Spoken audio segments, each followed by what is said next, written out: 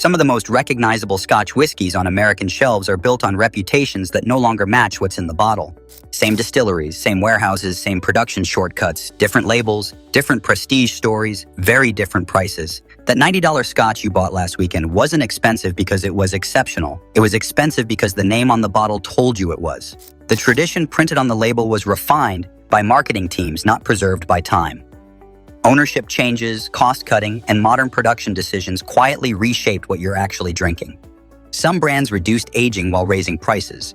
Others lean on decades-old reputations while delivering whiskey critics now describe as thin, harsh, or unbalanced. Several are owned by global conglomerates focused on margins, not maturation, yet still sell exclusivity at a premium.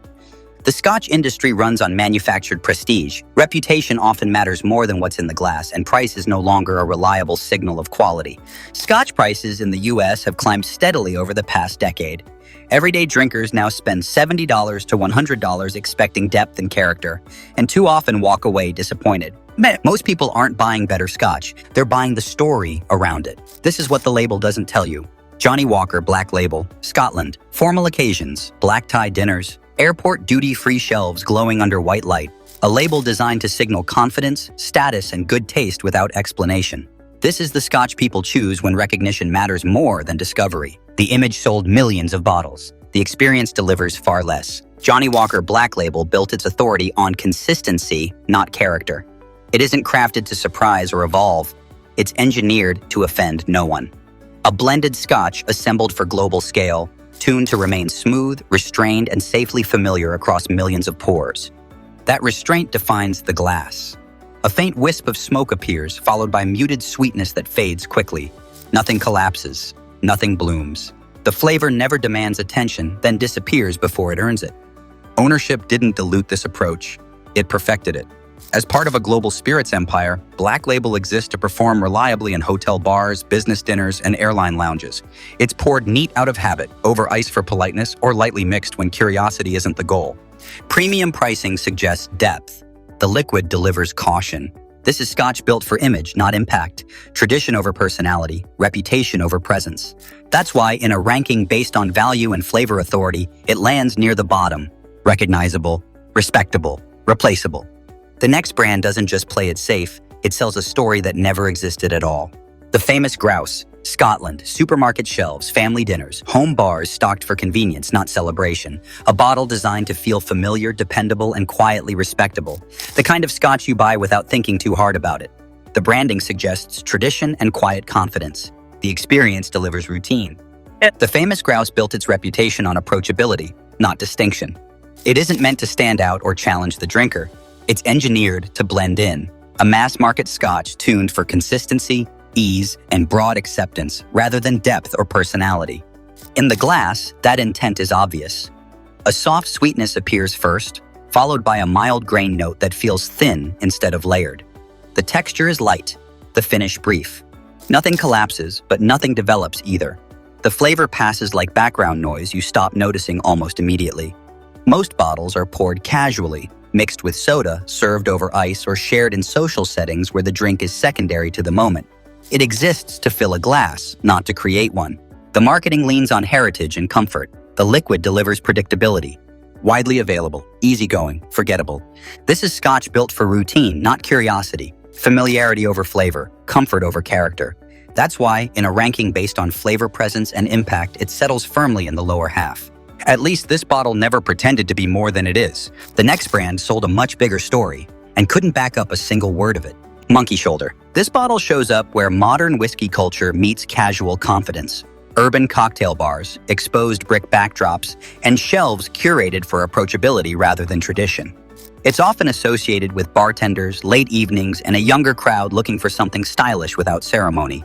Playful and carefully engineered. The branding hints at character and craft, promising something expressive and modern.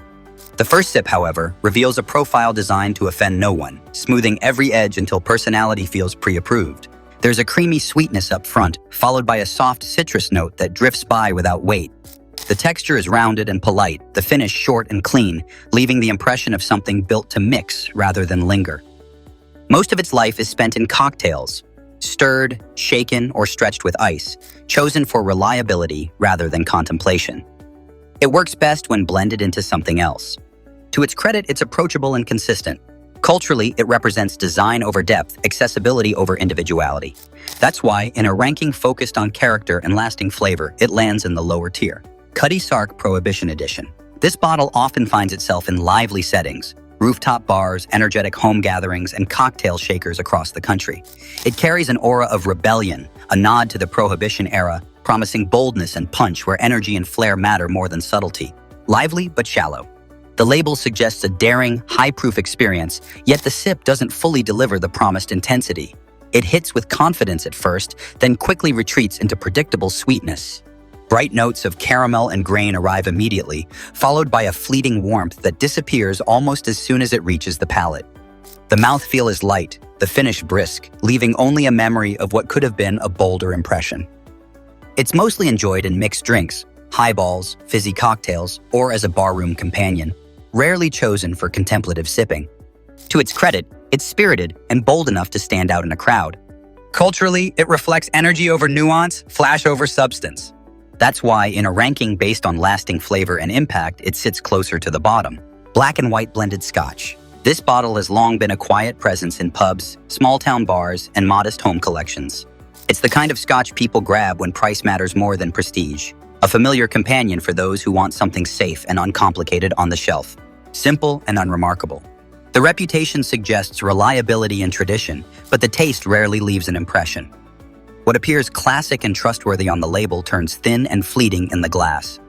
Soft malt flavors emerge gently, accompanied by a subtle sweetness that fades quickly. The texture is light, the finish almost invisible, like a whisper that passes without notice.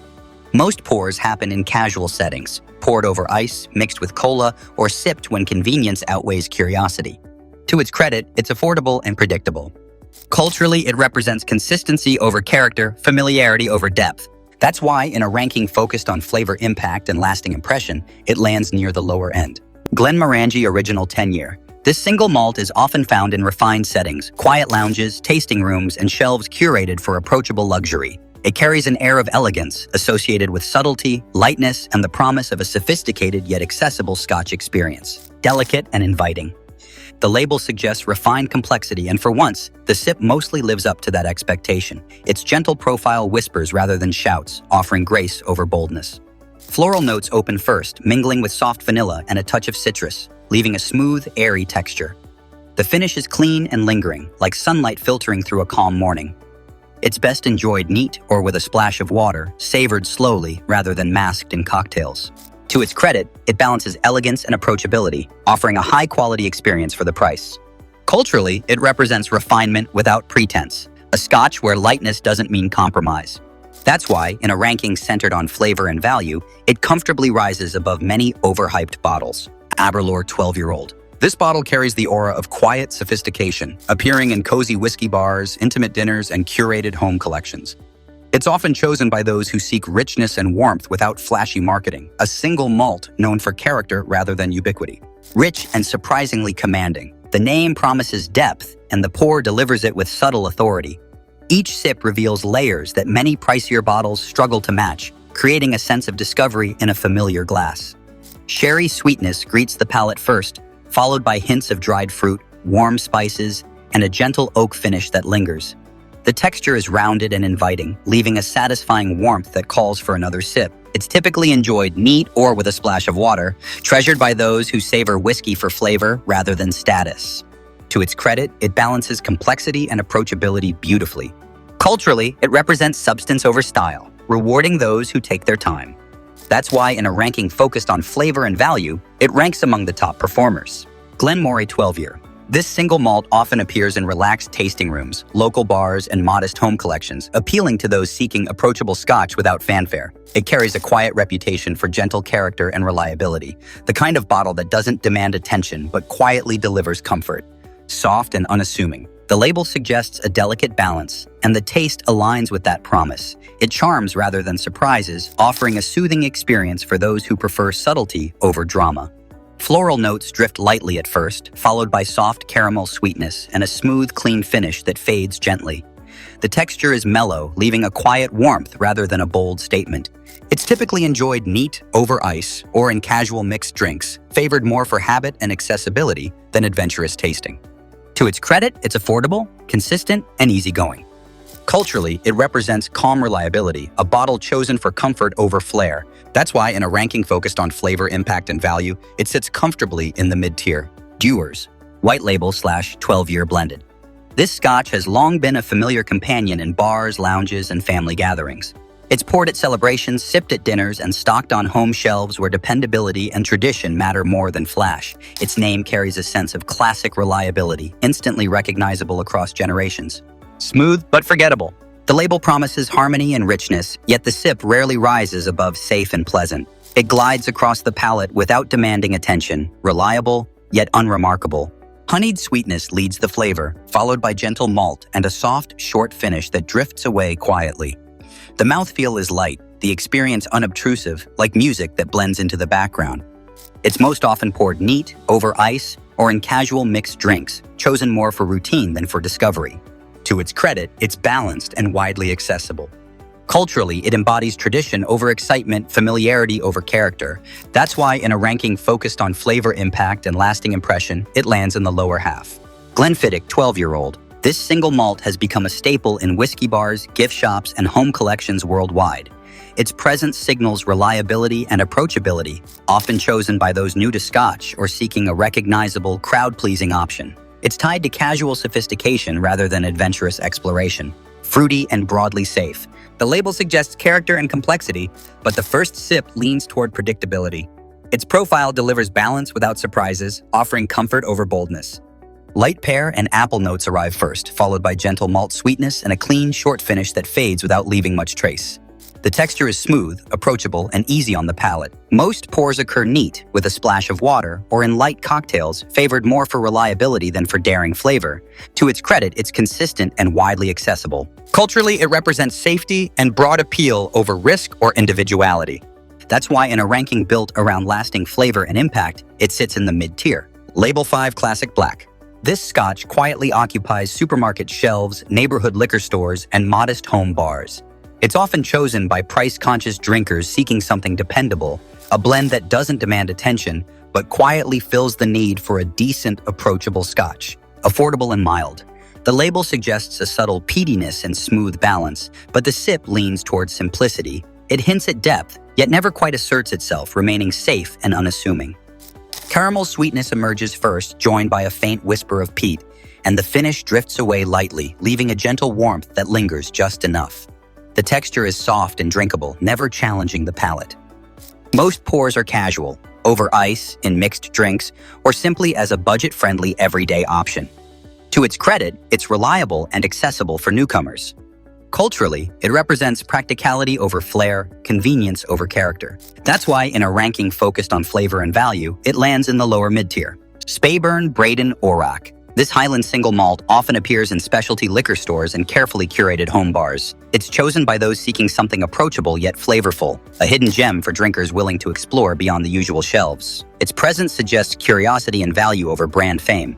Bright and surprisingly lively, the label promises zest and complexity, and the sip mostly delivers. It opens with gentle citrus notes, honeyed sweetness, and a light, refreshing finish that lingers pleasantly without overwhelming the senses. Flavors are clean and crisp, the texture smooth, making it easy to enjoy neat or with a splash of water.